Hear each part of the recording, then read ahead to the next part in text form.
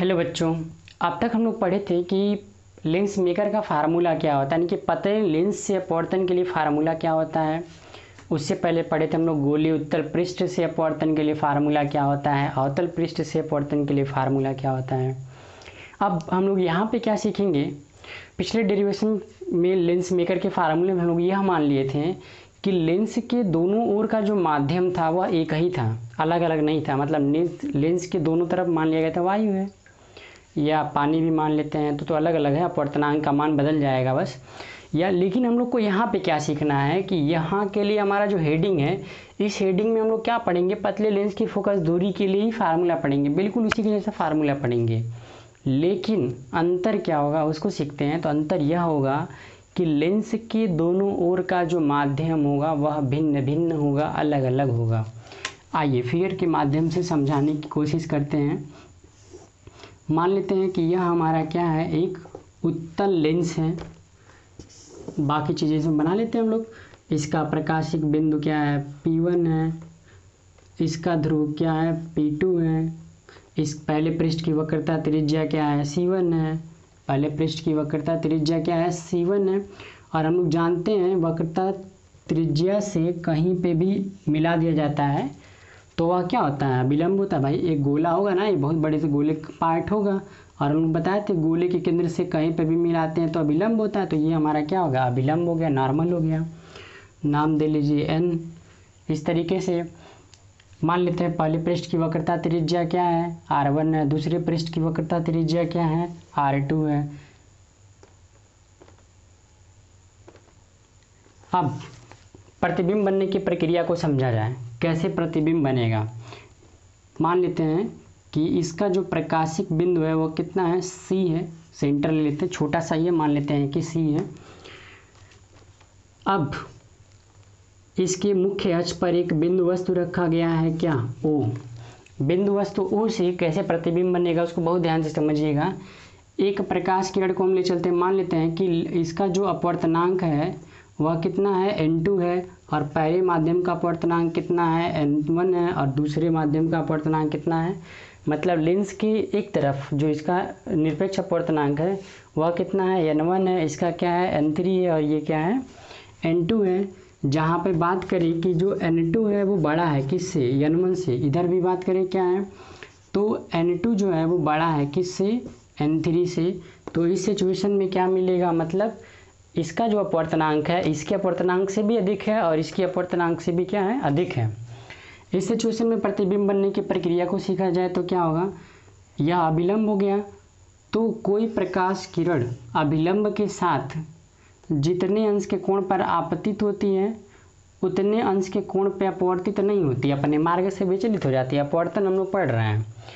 तो अपवर्तन के लिए भी क्या होता है, जब विरल से सघन में जाता है तो देखिए N1 क्या है, विरल है। और N2 क्या है, सघन है। तो जब विरल से सघन में जाएगा तो क्या होता है, अभिलंब की ओर झुक जाता है। तो ये अभिलंब है हमारा, अभिलंब की ओर झुक जाएगा। चलिए मान लेते हैं कि इसको सीधे जाना था लेकिन सीधे न जा करके क्या हो गया, अभिलंब से थोड़ा सा झुक गया है। मान लेते हैं थोड़ा सा झुक गया है, सीधे न जा करके थोड़ा सा झुक गया, हल्का सा झुक गया है, पता चल ही रहा होगा। तो जब झुक जाएगा तो इस कंडीशन में क्या मिलेगा, ध्यान से देखिएगा। झुक गया एक प्रकाश किरण तो ये चला, दूसरा प्रकाश किरण इसको ले चलते हैं तो क्या दोनों अपवर्तन के बाद कहीं पे मिलेंगे, संभावना बन रही है, नहीं मिलेंगे। क्योंकि दोनों के बीच की जो लगातार दूरी होगी वो क्या होती जाएगी, बढ़ती चली जाएगी। तो जब बढ़ती चली जाएगी तो यह संभव नहीं है कि लेंस के इधर इसका प्रतिबिंब बने। तब फिर क्या करेंगे हम लोग, इसी को हम पीछे की तरफ मिला लेंगे। ये तो खैर इसी बिंदु पे होगा, जब प्रकाशिक बिंदु से होकर के जाता है कोई प्रकाश किरण तो बिना विचलित हुए सीधे निकल जाता है। तो दूसरे में तो कोई डाउट है नहीं, ये तो सीधे जाएगा, सीधे वापस आएगा। लेकिन ये जितना मुड़ा होगा स्केल रख के उसी को पीछे की तरफ मिला लेंगे। मतलब ये मुड़ा है, अब इसी को रख के स्केल रख के इसी को पीछे की तरफ क्या करेंगे, मिला लेंगे। तो यह मिल जाएगा कि इस वस्तु का, इस बिंदु वस्तु O का जो प्रतिबिंब बनेगा वह कितनी दूरी पे बनेगा, या फिर कह सकते हैं तब यह मान लेते हैं कि दोनों जो है एक दूसरे को कहाँ पे काट रहे हैं, दोनों एक दूसरे को यहाँ पे काट रहे हैं। भाई प्रकाश किरण चला, अभिलंब की ओर झुका, जितना झुका उसी को स्केल रख के पीछे की तरफ मिला लिया गया। तो यह जो है आभासी प्रतिबिंब बना। इस प्रकार से पहले पृष्ठ से अपवर्तन के पश्चात बिंदु वस्तु O का जो प्रतिबिंब आभासी प्रतिबिंब क्या बनता है, आई डैश बनता है। मान लेते हैं लेंस बहुत पतला है, मान लेते हैं क्या लेंस बहुत पतला है, लेंस से बिंदु वस्तु तक की जो दूरी है वो क्या है, U है। आभासी प्रतिबिंब तक की जो दूरी है वो क्या है, V डैश है। बाकी इधर मान लें, अब पहले पृष्ठ से तो हम लोग देख लिए, अब बारी है किसके, दूसरे पृष्ठ से देखने की।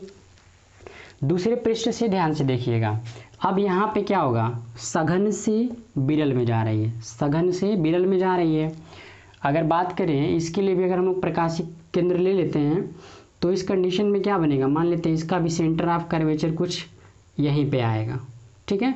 यहाँ पे चाहे यहाँ पे ले लेते हैं, इसका सेंटर ऑफ कर्वेचर यहाँ पे ले लेते हैं। अगर हम लोग यहाँ पे मान लेते हैं हमारा क्या है C2 है, तो इस कंडीशन में क्या होगा, ये अभिलंब बनेगा। इसके लिए इस तरीके से ये अभिलंब बना लेते हैं, बहुत ध्यान से समझने की कोशिश करिएगा।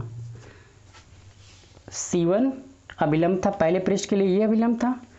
अब ये दूसरा वाला पृष्ठ, दूसरे वाले पृष्ठ के लिए ये अभिलंब है हमारा, n डैश बना लेते हैं, ठीक है। तो अब क्या होगा, सघन से विरल में जा रहा है, सघन से जब विरल में जाएगा तो अभिलंब से दूर हटेगा। तो अभिलंब से दूर हटने का मतलब है प्रकाश किरण यहाँ तक आया है, ऐसे भी न जा करके ऐसे झुक जाएगा।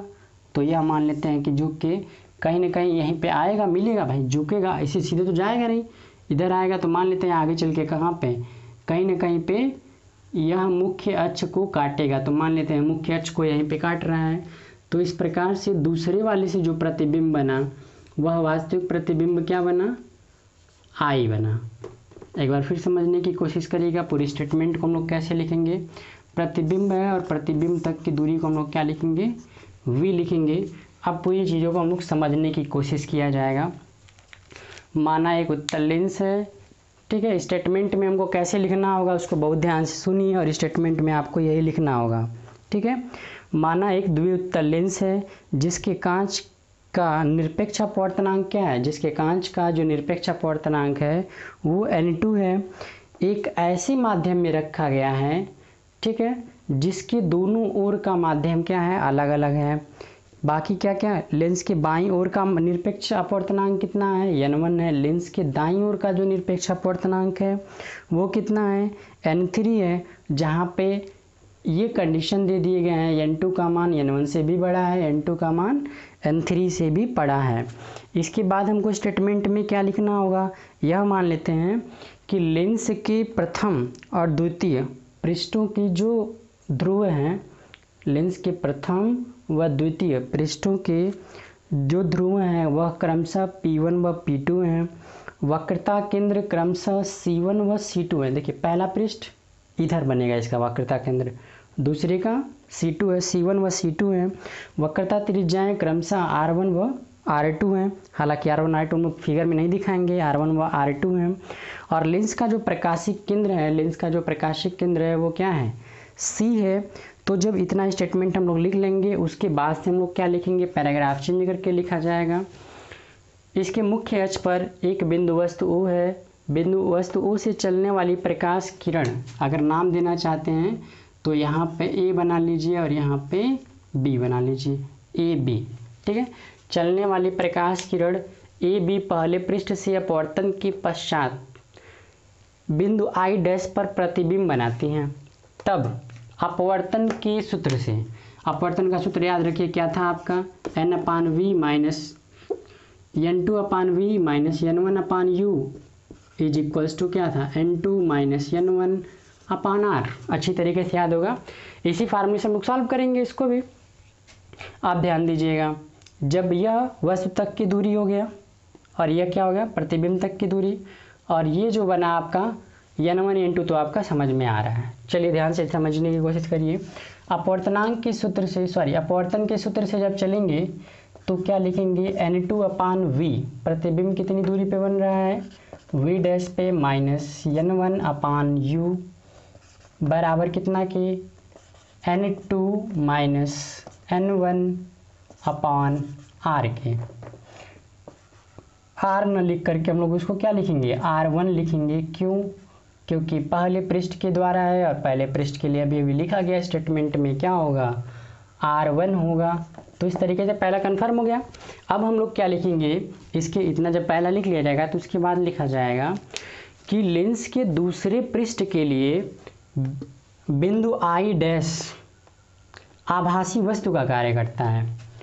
लेंस के दूसरे पृष्ठ के लिए बिंदु आई डैश आभासी वस्तु का कार्य करता है जिसका प्रतिबिंब कहाँ पर बनता है, आई पर बनता है।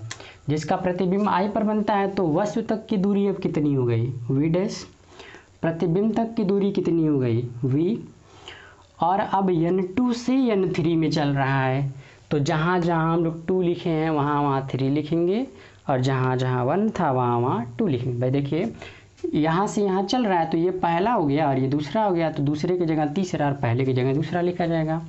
तो फार्मूले में सेट करते हैं, n2 मतलब दूसरा कौन सा माध्यम है जिसमें जा रहा है, तो है आपका n3 अपॉन क्या लिखते हैं, प्रतिबिंब तक की दूरी। तो प्रतिबिंब कितनी दूरी पे बन रहा है, v दूरी पे बन रहा है, माइनस n1 मतलब किस माध्यम से चल रहा है, तो n2 से चल रहा है, अपान u मतलब प्रतिबिंब तक वस्तु तक की दूरी। तो यहाँ से आभासी वस्तु तक की दूरी कितनी है, v डैश है, बराबर कितना के n2 minus n1। n2 minus n1 का मतलब हम लोग का 3 माइनस 2 होगा। भाई ये दूसरा है ये पहला है, तो यहाँ पे क्या लिखा जाएगा, n3 माइनस n2 अपान दूसरे पृष्ठ की वक्रता त्रिज्या कितनी है, r2 है।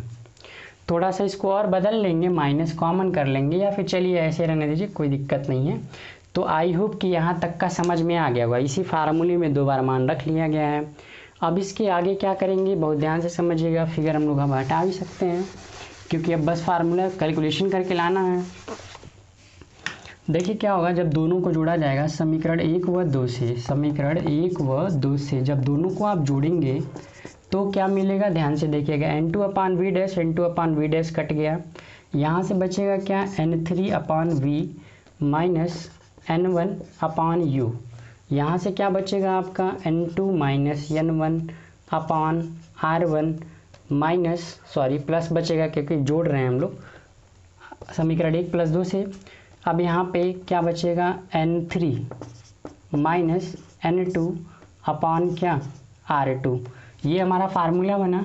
इसको अगर एक लाइन में और आप करेक्ट कर लेते हैं तो क्या मिलेगा, n3 minus V n1 upon u is equals to n2 minus n1 upon r1 minus, तो जो माइनस था वो प्लस और जो प्लस था वो माइनस। इस तरीके से उसी फार्मूले के जैसा ये भी फार्मूला बन गया, जो हम लोग का फार्मूला आया था उसी के फार्मूले के रूप का ये भी फार्मूला बन गया। बस फ़र्क क्या था, उसमें हम लोग क्या कर लेते थे, n-1 कॉमन कर लेते थे, या यहाँ पे हम लोग 1 n2 ऐसे कर लेते थे।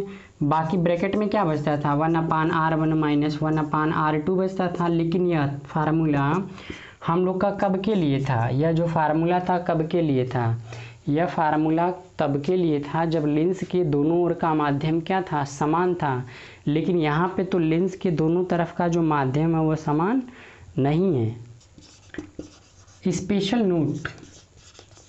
नोट याद रखिएगा। स्पेशल नोट क्या है, लेंस की प्रथम फोकस दूरी की परिभाषा बताए। लेंस की प्रथम फोकस दूरी की परिभाषा से जब हम लोग सीखते हैं कि जब वस्तु को कहाँ पे रखा जाएगा, वस्तु को प्रथम फोकस पे रखा जाएगा। प्रथम फोकस पे रखने का मतलब यह हो गया इस तरीके से, यदि वस्तु को अनंत पे रखा जाए, ऐसे समझ लेते हैं। इधर हमारा क्या बनेगा, f1 बनेगा और इधर क्या बनेगा, f2, क्योंकि इसका ये जो पृष्ठ बनेगा पहला होगा, इसका f1 इधर और ये हमारा दूसरा पृष्ठ होगा f2 इधर, यानी कि ये f1 और ये f2। अब ध्यान से समझने की कोशिश करिएगा। अगर वस्तु को अनंत पे रखा जाए, वस्तु को कहाँ पे रखा जाए, अनंत पे रखा जाए, तो प्रतिबिंब कहाँ पे बनेगा, f1 पे बनेगा। तो यानी कि यदि u बराबर इनफाइनाइट, तो v जो बनेगा वो कहाँ पे बनेगा, f1 पे बनेगा। v कहाँ बनेगा, f1 पे। भाई देखिए ध्यान से समझिए, अगर वस्तु को अनंत पे रखते हैं तो अनंत से चलने वाली किरणें लेंस से अपवर्तन के बाद f से होके जाती है, यानी f पे इमेज बनाती हैं। तो इसी फार्मूले में इसको रख लीजिए तो क्या मिलेगा, ध्यान से समझिएगा। ये आपका 0 हो गया, n1 अपान u, की जगह पे अनंत 0 हो गया। क्या बचेगा N3/V, और V की जगह पे आप क्या लिख रहे हैं F1 लिख रहे हैं, बराबर कितना के, तो N2 - N1/R1 N2 - N3/R2 बराबर समीकरण नंबर 3 बना लीजिए इसी को। ठीक है, इसको समीकरण 3 या इसको समीकरण नंबर 3 बना लीजिए और इसको बना लीजिए क्या समीकरण नंबर 4। बहुत ध्यान से समझिएगा, ये उल्टा भी होता है, यही जो होता है उल्टा भी होता है। यह पहला कंडीशन हो गया। अब दूसरा कंडीशन याद रखिए, जब वस्तु फोकस पे रखी जाती है तो यहाँ से चलने वाली प्रकाश किरणें मुख्य अक्ष के समांतर हो जाती हैं, तो इस कंडीशन में प्रतिबिंब कहाँ बनाती हैं, अनंत पे बनाती हैं। यानी इसी को हम लोग कहते हैं लेंस के द्वितीय फोकस का फार्मूला। ठीक है, तो लेंस के द्वितीय फोकस दूरी के फार्मूले से जब हम लोग चलेंगे तो इस कंडीशन में अगर वस्तु कहाँ पे रखा गया हो, अगर वस्तु कहाँ पे रखा गया हो, द्वितीय फोकस पे रखा गया हो, F2 पे रखा गया हो, तो प्रतिबिंब कहाँ पे बनाएगा, अनंत पे बनाएगा प्रतिबिंब। तब क्या मिलेगा उसको ध्यान से देखिएगा, फिगर आप मिटा दे रहे हैं। तब इस कंडीशन में क्या मिलेगा, इस कंडीशन में फार्मूले मान रखते हैं N3/V, प्रतिबिंब कहाँ बन रहा है, अनंत पे, तो इसको छोड़ देते हैं। क्या बचा -N1/U, और U वस्तु कितनी दूरी पे रखा जा रहा है, द्वितीय फोकस दूरी पे रखा जा रहा है। F2 बराबर कितना के N2 - N1/R1 -N2 - N3/R2 समीकरण नंबर 5। ठीक है, अब समीकरण नंबर 4 और समीकरण नंबर 5 को ध्यान से देखिए तो दोनों का RHS बराबर है, तो दोनों का LHS भी क्या होगा, बराबर होगा। ठीक है, तो दोनों का RHS बराबर है तो दोनों का LHS भी बराबर होगा। दोनों का LHS बराबर होने का मतलब यहाँ पे लिखा जाएगा समीकरण 4 व 5 से, समीकरण 4 व 5 से, समीकरण 4 व 5 से जब चेक करेंगे तो दोनों का RHS बराबर है तो दोनों का LHS बराबर होगा। यानी कि N3/F बराबर होगा, N3/F1 बराबर होगा किसके, -N1/F2 के। ठीक है, ये बराबर होगा। यहीं से एक कंडीशन और निकालते हैं, F1 को यहाँ भेज देते हैं, इसको यहाँ भेज देते हैं, तो क्या मिलेगा F1/F2 बराबर कितना के N3/N1 के। यानी एक संबंध और भी निकला यहाँ पे। ठीक है, एक संबंध और भी निकला। यहीं पे अगर क्रॉस मल्टीप्लाई भी कर लेते हैं तो क्या मिलेगा आपका N1/F1 बराबर किसके, -N3/F3। यानी निष्कर्ष क्या निकला कि लेंस के दोनों तरफ, किसी भी लेंस के दोनों तरफ फोकस दूरियों में वही अनुपात होता है जो कि अपवर्तनांकों में अनुपात होता है। अपवर्तनांक में अनुपात क्या है, 1:3, इधर 1 है इधर 3 है। फोकस दूरी में अनुपात क्या हुआ, F1 और F2। स्पेशल केस में तीसरा पॉइंट, स्पेशल केस का तीसरा पॉइंट अगर हम यहाँ पे सीखें, यदि लेंस के दोनों ओर माध्यम क्या हो, समान हो। अगर लेंस के दोनों ओर माध्यम मतलब इधर भी N1 हो और इधर भी N1, में ये दोनों बराबर हो, N1 N3 क्या हो, बराबर हो। यदि लेंस के दोनों ओर का माध्यम क्या हो, समान हो, तो समान होगा तो ये कट गया, 1 हो गया। तो इस कंडीशन में क्या मिलेगा आपको, F1 = क्या, -F2 मिलेगा। यानी किसी पतले लेंस के लिए दोनों फोकस दूरियों का जो मान होता है वो क्या होता है, बराबर होता है, जबकि लेंस के दोनों ओर का माध्यम क्या हो, सेम हो। एक बार फिर सुन लीजिए, यहाँ तक के फार्मूले आप सीख चुके थे। इसके बाद आप क्या किए हैं, इसके बाद 3 केस पढ़े हैं। क्या, अगर वस्तु अनंत पे हो तो प्रतिबिंब फोकस पे बनेगा, वस्तु फोकस पे हो तो प्रतिबिंब अनंत पे बनेगा, और अगर लेंस के दोनों ओर का माध्यम सेम हो तो फोकस दूरियों का मान क्या होगा, बराबर होगा। और अगर ऐसा नहीं है तो द्वितीय फोकस दूरी के लिए फार्मूला ये यूज करेंगे, प्रथम फोकस दूरी के लिए फार्मूला ये यूज करेंगे। इस तरीके से इस डेरिवेशन में पूरा आपने सीखा कि किसी लेंस के दोनों तरफ का माध्यम अगर अलग अलग हो तो उनकी फोकस दूरी को हम लोग कैसे निकालेंगे, प्रथम फोकस दूरी कैसे निकालेंगे, द्वितीय कैसे निकालेंगे।